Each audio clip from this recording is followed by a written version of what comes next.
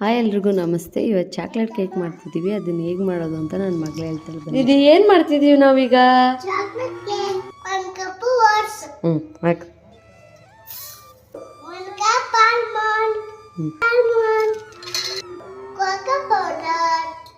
Cocoa powder ಚಿಟಿಕೆ ಬೇಕನ್ soda powder ಮಾಡ್ಕೊಳ್ಳೋಣ ಬನ್ನಿ. ಈಗ ಸ್ವೀಟ್ ಬೇಕು ಅಷ್ಟೇ ಬೆಲ್ಲ ಹಾಕೊಳ್ಳಿ. ತುಪ್ಪ ಕೊಟ್ಟಿದ್ದೀವಿ, ಸ್ವಲ್ಪ ಮೊಸರು ಹಾಕೊಟ್ಟಿದ್ದೀವಿ, ಹಾಕೊಟ್ಟಿದ್ದೀವಿ.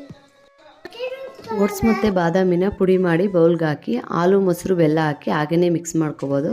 ನೆಕ್ಸ್ಟು ಬೇಕಿಂಗ್ ಮೋಲ್ಡ್ಗೆ ಹಾಕ್ಕೊಂಡು ಆಮೇಲೆ ಬೇಕ್ ಮಾಡ್ಕೊಳ್ಳಿ. ಓವನಲ್ಲಿ 180 ಡಿಗ್ರಿ ಸೆಲ್ಸಿಯಸ್ನಲ್ಲಿ 45 ನಿಮಿಷ ಬೇಯಿಸ್ಕೊಂಡ್ರೆ ರೆಡಿಯಾಗಿ ಹೋಗುತ್ತೆ. ಓವನ್ ಇಲ್ಲ ಅನ್ನೋರು ಕುಕ್ಕರಲ್ಲೇ ಲೋ ಫ್ಲೇಮಲ್ಲಿ 40 ಇಂದ 50 ನಿಮಿಷ ಬೇಕ್ ಮಾಡ್ಕೊಳ್ಳೋದು ಅಷ್ಟೇ.